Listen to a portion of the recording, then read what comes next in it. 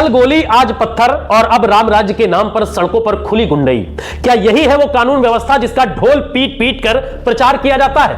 उत्तर प्रदेश में एक तथाकथित गौरक्षक चंद्रशेखर उर्फ फरसा बाबा की मौत एक सड़क दुर्घटना में होती है, लेकिन उससे पहले ही मीडिया का एक बड़ा हिस्सा इसे हत्या घोषित कर देता है, गौ तस्करी का एंगल जोड़ देता है और पूरे माहौल को जहरीला बना देता है। बिना जांच, बिना तथ्य, बिना जिम्मेदारी, बस एजेंडा चला देता है। सवाल यह है कि आखिर किसके इशारे पर यह नैरेटिव खड़ा किया जाता है?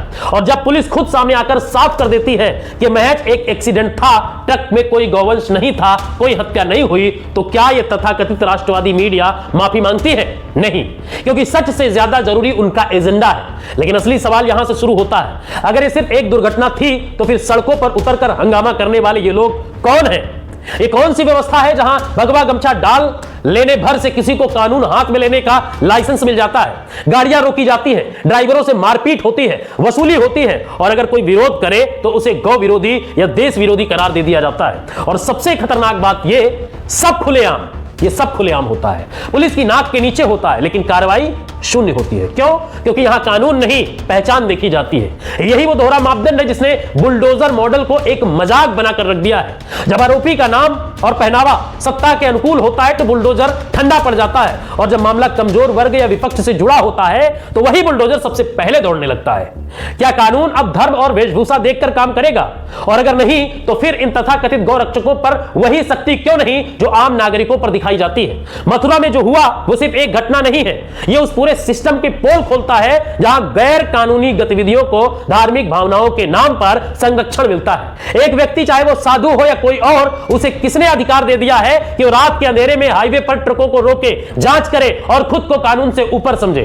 अगर उसे किसी पर शक था तो पुलिस को सूचना देता, उसका कर्तव्य था। लेकिन नहीं, यहां तो एक समानांतर सिस्टम चल रहा है जहां गौ रक्षा के नाम पर गैंग बने हुए हैं जो ना सिर्फ कानून तोड़ते हैं बल्कि कानून को चुनौती भी देते हैं, उन पर हमले भी करते हैं, उनके साथ मारपीट करते हैं, पत्थरबाजी तक कर देते हैं। और जब हादसा हो जाता है तो उसी सिस्टम को ढाल बनाकर हिंसा की जाती है। और इस पूरे मामले में सबसे चिंताजनक पहलू यह है कि पुलिस और प्रशासन की भूमिका सवालों के घेरे में आ जाती है। मथुरा में जो बवाल हुआ, पुलिस पर लाठियां, पत्थर फेंके गए, जब पुलिस की गाड़ियों तक को नुकसान पहुंचाया जाता है, जब एसपी लिखी गाड़ी को भी नहीं बख्शा जाता है, तब भी अगर पुलिस मूक दर्शक बनी रहती है तो ये सिर्फ कमजोरी नहीं बल्कि एक तरह की मौन स्वीकृति है। क्या यह माना जाए कि इन तत्वों को ऊपर से संरक्षण प्राप्त है, यह सरकार इनसे करवा रही है? क्या यही कारण है कि कार्रवाई करने से पहले 10 बार सोचा जाता है? अगर ऐसा है तो फिर यह सिर्फ कानून व्यवस्था का संकट नहीं है बल्कि लोकतंत्र के लिए खतरा है। और मुख्यमंत्री से सवाल तो बनता है, क्या यही आपका राम राज्य है जहां कानून का राज नहीं बल्कि भीड़ का राज चलता है, जहां पुलिस की ताकत भीड़ के सामने कमजोर पड़ जाती है, जहां बुलडोजर न्याय का प्रतीक नहीं बल्कि चयनात्मक कार्रवाई का औजार बन जाता है? अगर सरकार सच में कानून व्यवस्था को लेकर गंभीर है तो सबसे पहले इन तथाकथित गौरक्षक गुंडों के खिलाफ सख्त कार्रवाई करनी होगी। यह तय करना होगा कि कानून सिर्फ किताबों में नहीं, जमीन पर भी लागू होगा, चाहे आरोपी कोई भी हो, किसी भी देश में हो। वरना आज एक ट्रक ड्राइवर मरेगा, कल कोई और आम नागरिक, और हर बार कहानी वही होगी, बस किरदार बदले जाएंगे। और आखिर में सबसे जरूरी सवाल, गौ रक्षा के नाम पर जो लोग सड़कों पर उतरते हैं, क्या उन्होंने कभी सच में किसी गाय की सेवा की है? कितनी गाय उन्होंने अपने घर में पाल रखी है? कितनी घायल गायों का इलाज कराया है? या फिर यह सिर्फ एक मुखौटा है जिसके पीछे अवैध वसूली चलती है, दबंगई चलती है, राजनीति का खेल चलता है? अगर सरकार इस सच्चाई को नजरअंदाज करती है तो वो दिन दूर नहीं जब राम राज्य का दावा खुद अपने ही बोझ तले ढह जाएगा और जनता पूछेगी कहां है वो कानून, कहां है वो न्याय, और कहां है वो बुलडोजर जो सिर्फ कमजोरों पर ही चलता है?